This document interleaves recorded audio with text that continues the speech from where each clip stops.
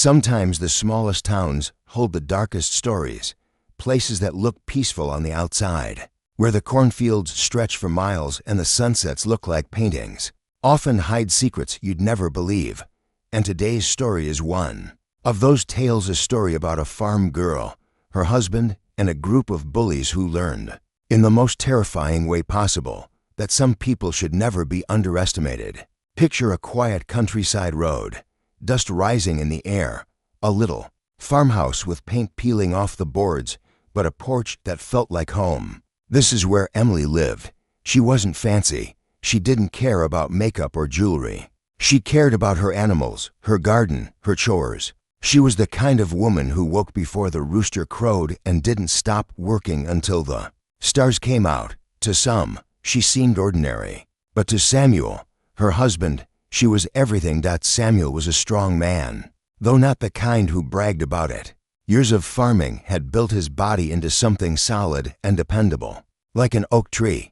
But his real strength wasn't in his muscles, it was in his quietness. He didn't waste words. He didn't show off. But everyone in town knew Samuel loved his wife with a loyalty so fierce it didn't need explaining. Now, in every community, there are those who carry themselves with kindness, and there are those who thrive on cruelty. Emily's town had its share of the latter, a group of young men, not quite boys anymore, but not quite grown either, filled their nights with trouble. They were the kind who mocked others to feel important, who laughed at suffering because they thought it made them strong.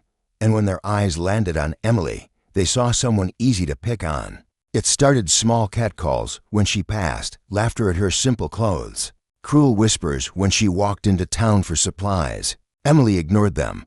That was her way. She believed that if you didn't feed a fire, eventually it burned out. But these boys weren't flames to be starved. They were poison. And ignoring them only made them bolder. One warm afternoon, Emily was near the far edge of the farm, tending to the animals. The fields were quiet, the sun dipping low. That's when they appeared. 5 of them, laughing, swaggering, pretending like they owned the land they didn't. Emily tried to walk away, but they blocked her path. Their words cut sharper than the barbed wire lining the fence. They called her names, mocked her husband, told her she was nothing but a lonely farm girl. She kept silent, her heart pounding, but silence wasn't enough. One of them grabbed her arm. She screamed, but the others drowned her voice with laughter in a rush of cruelty. They tied her wrists with rope and lashed her to the wooden fence. The coarse fibers dug into her skin. She struggled, kicking and crying, but the more she fought, the louder their laughter became. Imagine that for a moment. Being tied, helpless, mocked, all while the world you trusted, the sky, the fields, the land you worked, just stood silent around you. That's the kind of cruelty that carves scars deeper than any wound. They left her there, bound and humiliated, before finally wandering off as if they had just told a joke. Hours passed. Emily, shaking and sore, finally worked herself free. Her wrists were raw, her dress torn, her spirit shaken. She stumbled home, tears streaking down her face. And when Samuel saw her, rope burns around her arms, something inside him broke. He didn't shout. He didn't panic. He simply grew still, the kind of stillness that comes before a storm. He asked her one question: who did this? When she told him, he didn't say another word. But in his silence, Emily knew her husband wasn't going to let this go. Now, most people would turn to the law. They'd call the sheriff, file a complaint, hope justice was served. But Samuel knew better. These bullies weren't strangers to trouble, and each time they'd gotten away with it. Their families had influence. Their records were clean, because people brushed things aside, called it boys being boys. Samuel understood that the law might punish them lightly, if at all, and that wasn't enough. Not for what they had done to Emily. So Samuel waited. He went about his days as if nothing had happened, tending to the crops, fixing the barn. But underneath, he was planning. He watched them. He learned where they went at night, when they gathered, what paths they took home, like a hunter studying prey. He prepared. One evening, the bullies were gathered around a bonfire in the woods.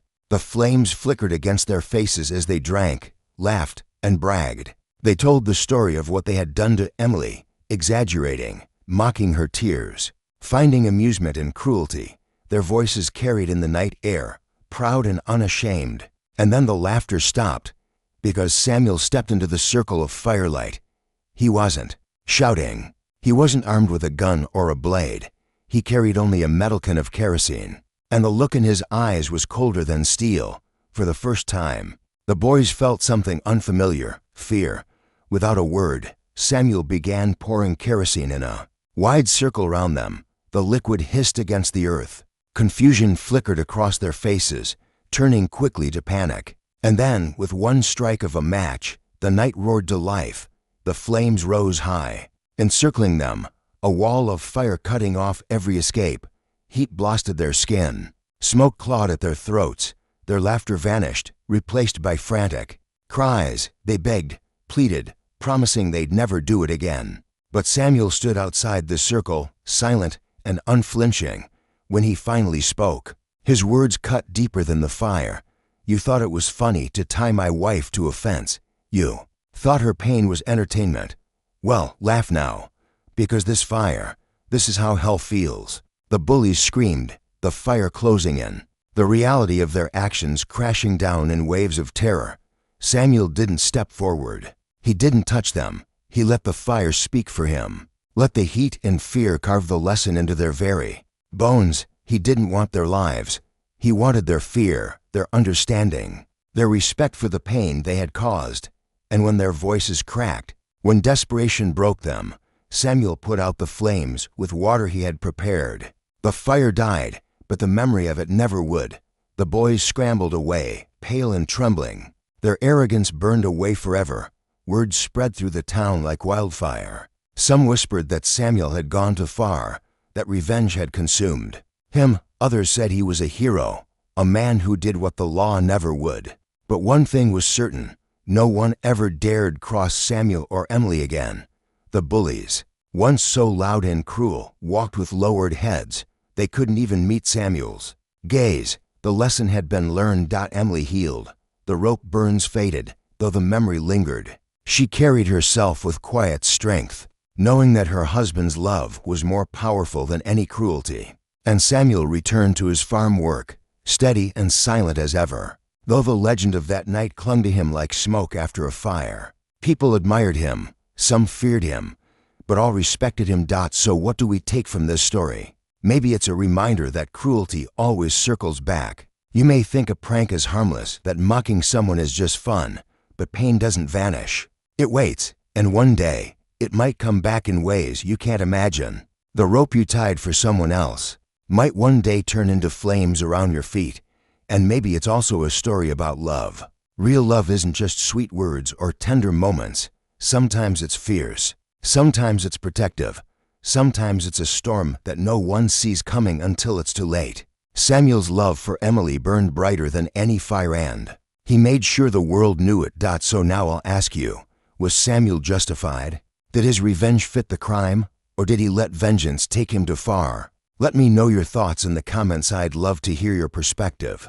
And if you enjoyed this story, don't forget to like, subscribe, and share it with someone who appreciates a tale where justice isn't served in the courtroom, but in the firelight of a man's wrath. Until next time, stay safe, stay kind, and remember, some storms are better left unawakened.